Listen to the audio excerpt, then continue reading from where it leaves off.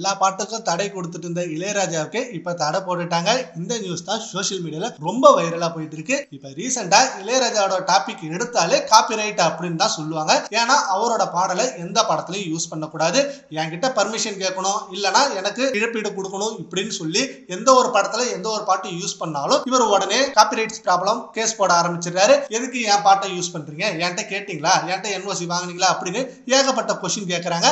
அதுக்கு நிறைய பேர் ரிப்ளை பண்ணாலும் பட் இவர் அவரோட கொள்கையில கரெக்டா இருக்காரு.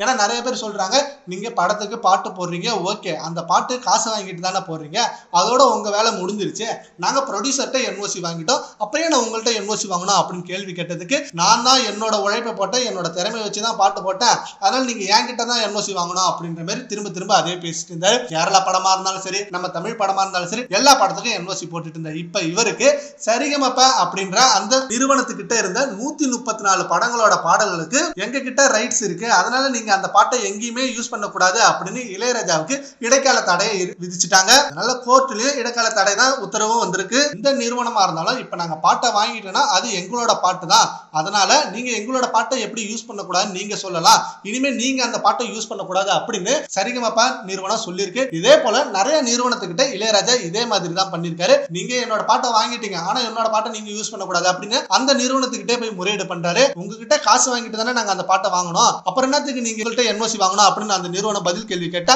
அதெல்லாம் முடியாது, நீங்க என்கிட்ட என்ஓசி வாங்கணும்னு சொன்னாங்க. சரிகமப ஃபர்ஸ்ட் ஆரம்பிச்சிருக்காங்க. அண்ட் அடுத்து நிறைய நிறுவனம் இதே போல இளையராஜாவுக்கு இடைக்கால தடை கொடுப்பாங்க. ஏன்னா காசு வாங்கிட்டோம், இனிமே அது எங்க பாடல் நீங்க இனிமே கேட்க கூடாது அப்படின்னு நிறைய நிறுவனம் இப்ப இளையராஜாவுக்கு தடை போட நிக்கிறாங்க. இளையராஜா இதுல இருந்து மீண்டு வருவாரா அப்படின்னு எல்லாரும் எதிர்பார்க்கறாங்க.